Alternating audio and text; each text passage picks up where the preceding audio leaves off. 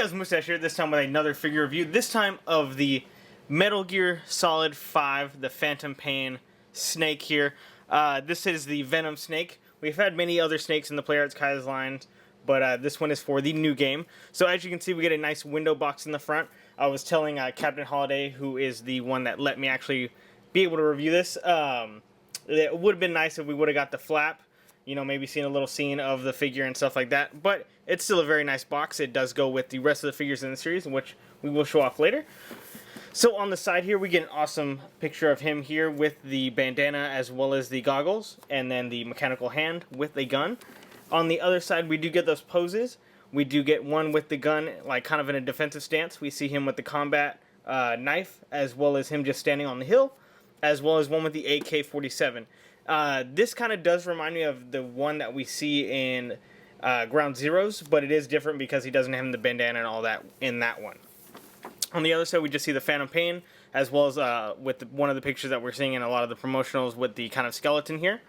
So let's go ahead and get into the box and check him out. So here he is out of the box, Snake, and of course we're going to go over the tons of accessories he has. So first off, we're going to get into this awesome AK-47 he has right here. Let me go ahead and focus up on that. So with the AK-47, as you can see, you know, it's dinged up and all that stuff, so that's a very nice touch as far as detail. He does have the hand here for the trigger, so that's very nice. Like I said, most of these ones now have the finger not going so far into the trigger, but it still looks very cool. He does come with this mechanical hand here, which can be used for some of the other accessories as well. He does come with a hand to hold the iDroid, so as you can see, you can have the iDroid here. If you're cool enough, like Captain Holiday, he'll have the iDroid on his actual iPhone, so that looks very nice. You do get a second head here with the goggles, which is kind of like when he's going through the desert. But the cool thing is that you actually come with a second scarf here. So as you can see, he actually has the one on now.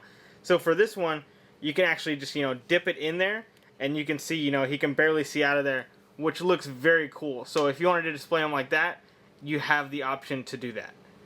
And then going with the other accessories, he does come with one of the other kind of robot hands here, or the amputee hands, that holds the gun. This is the same hand that is used for the AK-47 as well, so if you wanted him to hold the AK-47 in this hand, he can do that as well. And then same thing with the AK-47, this gun, you know, has the weathering that's on the same as, that is the same as the other one, so it still looks pretty nice. He does come with a knife as well. The knife is used in the trigger finger hands, so I didn't have a free hand to do that, but it's alright. And then, same thing with the figure here. He does come with a lot of spots to put these accessories. So he does have the pocket there to put the gun. He has a pocket back here, or a sheath back here for the knife. So you have, you know, options to put all those stuff around. So let's go ahead and get into the figure and focus up on that so I can show you guys the articulation. So it is time for the articulation now. So going ahead and looking at this guy, we'll go ahead and start off from the top as usual. So starting off with this other arm here, we go up about that far. It does do a 360 degree. This guy does have quite a big reach over here. He looks very bulky, but most of that is plastic. So that gives him, you know, the possibility to do that, you know, a lot of that stuff. We do get the 360 degree at the bicep here. Going down to his robotic arm, we do get more, or we do get exactly 90, and it stops right there. We don't get 360 at the elbow because it is hindered by one of the little pieces here. 360 degree at the wrist and top, front and back and up and down because the ball joint. Going to the other side, this guy's much like the PlayArts Kai Wild West Batman that I just reviewed. That this is actually on his arm, so he can go ahead and move that pretty far up, and then go 360 degree at the bicep as well. It is a little stiff, but it still does it. So we go up about that far, and then 360 degree at the elbow, and then 360 degree at the wrist. So not bad. He is a little hindered by his scarf here. Going to the head, we do get down about that far, up about that far. Doesn't do 360 degree at the head just because of the scarf here. And then going down to the torso, we get the ab crunch that goes about that far, goes back about that far, which is a ton. And then going down to the legs, we do get 360 degree at the thigh, and then up about that far with the thigh, back about that far with the thigh, and then going down to the knee, you do get a double knee joint as usual, and so that allows you to do a really big 180 on that.